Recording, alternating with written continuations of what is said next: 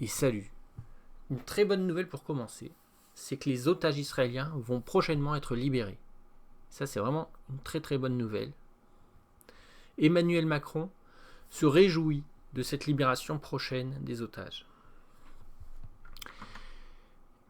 Mais, malgré tout, sur CNews, ils nous ont dit que Emmanuel Macron avait un peu saboté, justement, tout ça. Parce que quoi ? Parce que Trump, il faisait pression sur le Hamas pour libérer les otages. Il voulait à tout prix faire libérer les otages. Et Emmanuel Macron, il pédalait en sens inverse. Puisque lui, il disait, nous, on va reconnaître la Palestine, etc. Donc, CNews, ils nous disent, c'était un peu du sabotage, ce qu'il a fait Macron quand même. Parce que, il allait dans le sens opposé à Trump. Et donc ça, c'est quand même un problème. Alors la question qu'on va se poser dans cette vidéo, c'est quoi ? C'est de savoir si Emmanuel Macron a raison, finalement, de critiquer et d'être en désaccord avec Netanyahou. Parce que c'est ça, finalement. Macron n'est pas d'accord avec Netanyahou qui bombarde un peu de partout. Et qui c'est qui a raison ? Est-ce que c'est Macron ? Est-ce que c'est Netanyahou ? Est-ce que Macron a raison d'être en désaccord, finalement, avec Netanyahou ? Alors avant tout, trois petites définitions. Débonnaire, on entend déborde dans débonnaire. Donc débonnaire, c'est quelqu'un qui déborde de gentillesse et aussi un peu déborde de faiblesse. Donc voilà, c'est ça, débonnaire, c'est déborder de faiblesse et de gentillesse. Ensuite, vous avez autoritaire, c'est quelqu'un qui impose des choix. Ensuite, vous avez prosélytisme. Prosélytisme, c'est quelqu'un qui veut donner sa religion aux autres, agrandir sa religion, convertir des gens, etc. C'est ça le prosélytisme. Et là, je vous ai mis l'anti-zélitisme. L'anti-zélitisme, c'est justement garder sa religion que pour soi. Refuser de partager sa religion avec les autres. Et c'est ça, finalement, qui va nous intéresser. Donc, les juifs sont peu nombreux. C'est 0,2% de la population. C'est-à-dire c'est une personne sur 500 dans le monde, elle est juive. Et d'ailleurs, vous avez dans le Deutéronome une phrase qui vous dit « Only a small number will remain among the nations where God shall lead you ». Voilà, donc seul un petit nombre de juifs il y aura dans le monde, là où Dieu t'amène. Donc voilà, est-ce que c'est pas religieux finalement de faire en sorte qu'il y ait peu de juifs et de refuser finalement de convertir les gens ? Voilà, n'avoir aucun prosélytisme et d'avoir plutôt peut-être cet anti-zélitisme. Est-ce que c'est normal ? C'est ça la question aussi qu'on va se poser. Vous voyez que chez les musulmans par exemple, vous avez 3 peuples. Chez les chrétiens, vous en avez 8. Et chez les juifs, vous n'avez qu'un seul. Vous avez les Hébreux. Et c'est tout. Et c'est quoi finalement le judaïsme ? On revient aux définitions. Le judaïsme, c'est quoi ? C'est être débonnaire. Le judaïsme, à la base, c'est des gens qui subissent l'oppression égyptienne. Voilà, du temps des pharaons, ils subissaient l'oppression. Et le judaïsme, c'était subir en silence. Voilà, subir, accepter de subir. Ok ? Donc, le judaïsme, c'est juste ça. Donc, finalement, tous les peuples opprimés dans le monde, ce sont quelque part des juifs, puisque c'est ça le judaïsme. Le judaïsme, c'est la religion de ceux qui sont opprimés. Alors, l'histoire fait que c'est les Hébreux, les premiers à avoir été opprimés. Mais il y en a beaucoup d'autres. Ok ? Autoritaire, ça va être plutôt la religion des Arabes. Le christianisme, ça va être un peu des deux. Voilà, tantôt on est débonnaire, tantôt on est autoritaire. Et l'anti-zélitisme, ça va être les juifs. Et donc finalement, les Hébreux, ils font un peu ce choix-là de garder le judaïsme que pour eux. Parce qu'on pourrait se dire, les Chinois aussi, finalement, ils sont juifs. Pourquoi ?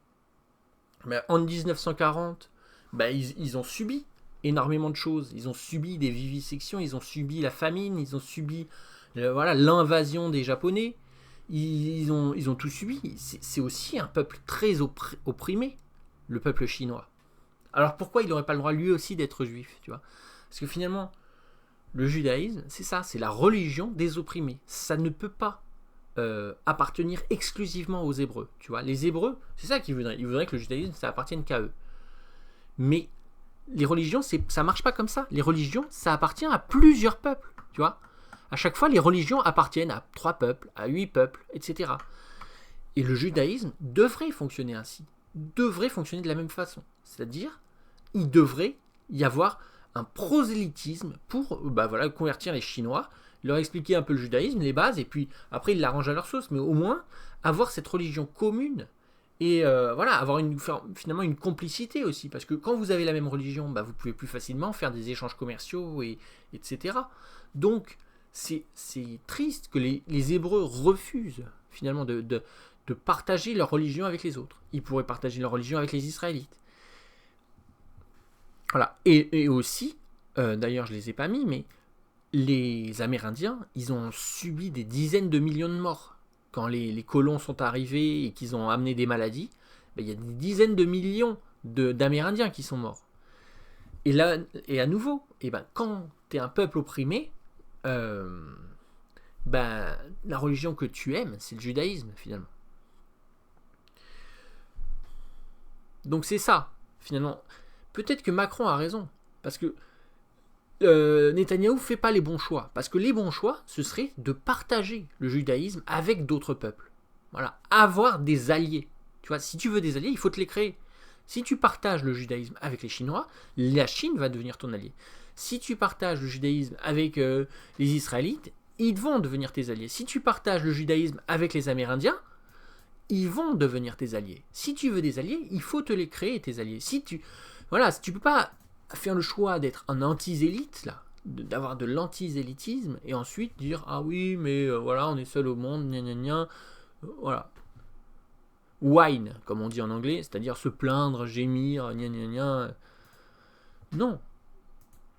Le bon choix pour les Hébreux aujourd'hui, c'est-à-dire pour Netanyahou, le bon choix, ce serait de partager le judaïsme avec tous les peuples opprimés dans le monde. Alors ça concerne les Chinois, qui ont beaucoup souffert en 1940. Ça concerne les Amérindiens, qui ont beaucoup souffert au 15e, 16e siècle. Ça concerne beaucoup de gens, finalement. Tous les peuples opprimés, ils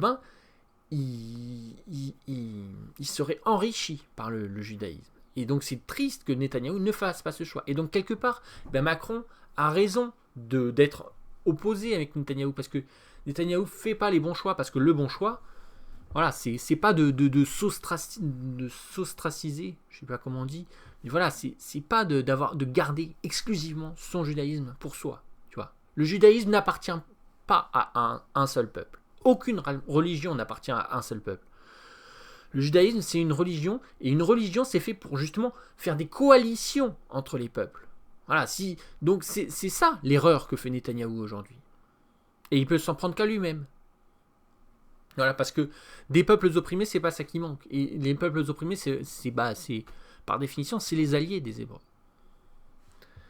Voilà. Et donc là, j'ai fait un petit calcul amusant pour terminer. Je vous ai fait ceci. J'ai demandé à Grok de cumuler la démographie des Juifs, des Israélites et des Chinois. Alors, Grok, il comprend pas trop ce que c'est les Israélites, donc c'est pas grave, mais... Donc voilà, je lui ai demandé de cumuler la démographie des Juifs et des Chinois, pour voir. Tu vois, parce que finalement, ça correspond à ça. Les Juifs et les Hébreux. Alors, je dis à Grok les Juifs, mais en fait, je parle des Hébreux. Les Hébreux et les Chinois, c'est ça, en fait, le judaïsme. Le judaïsme, c'est les Hébreux et les Chinois. Et peut-être même aussi, d'ailleurs, les Amérindiens.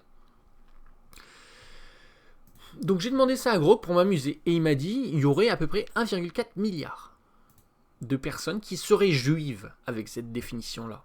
Cette nouvelle définition de dire que le judaïsme, c'est être débonnaire. C'est ça le judaïsme. Le judaïsme, c'est être débonnaire. Avec cette définition, il y aurait 1,4 milliard de juifs dans le monde. Et donc, ça plaît pas trop, tu vois, à ceux qui aiment trop la religion et qui veulent obéir au Deutéronome, etc. Ça leur plaît pas. Si on leur dit, on a 1,4 milliard de juifs dans le monde. Il y a une personne sur 6 dans le monde qui est juive. Ça leur plairait pas, tu vois. Eux, ils disent, ah oui, mais nous, on est 1 sur 500, machin. Non, les juifs, c'est 1 sur 6, tu vois. Et donc, bah voilà, je lui ai demandé quelle proportion. Il m'a dit 17%. Donc, une personne sur 6 serait juive. Donc, c'est quand même intéressant. Et donc, Macron n'a pas tort, tu vois. Alors oui, il a un peu saboté, parce qu'il est allé contre Trump. Mais Macron n'a pas tort. Parce que, ben voilà, c'est ça que doit faire Netanyahou. Netanyahou, il doit arrêter l'antisélitisme. C'est pas une bonne chose. L'antisélitisme, c'est être égoïste. L'antisélitisme, c'est de dire, ah oui, mais le judaïsme, c'est que pour nous, c'est que pour les Hébreux. Les Chinois, ils n'ont pas le droit d'être juifs, tu vois. C'est ça l'antisélitisme. Et c'est une tragédie, l'antisélitisme, parce que ça va ostraciser les Hébreux. On ne veut pas ostraciser les Hébreux. Donc il faut arrêter cet antisélitisme. Voilà. J'espère que vous avez apprécié. Je vous dis à la prochaine. Salut!